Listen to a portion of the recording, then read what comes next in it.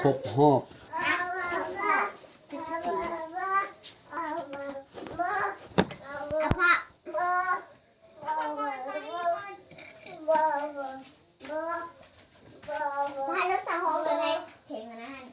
ไปห้องอยู่บนนอนบนตัดตั้งนอกไปห้อง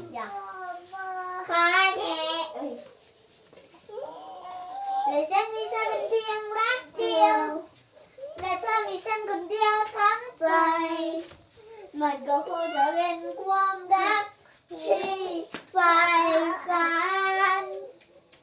อยากให้ใครอีกคนเข้ามาคนที่บอกว่าฉันสำคัญคนที่รักฉันยังไม่เคยรักใครและชีวิตคนหนึ่งคนรักฉันจนหมดใจแต่ใจ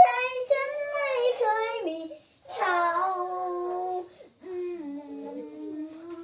คนนี้คนที่เอาแต่ทำให้ปวดร้าวแต่ใจเท่ากับไม่เคยลืมใครที่อยากเป็นคนไม่ดีผิดที่ใจไม่จำว่า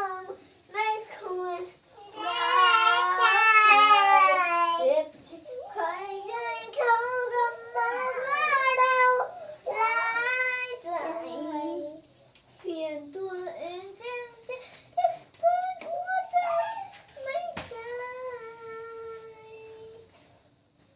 ฉันยอมส่งใจเพื่อรักเธอ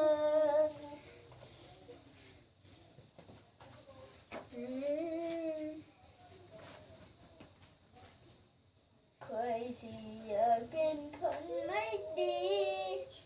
ผิดที่ใจไม่ทำว่ามันไม่ควร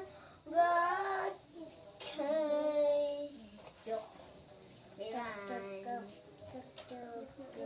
ย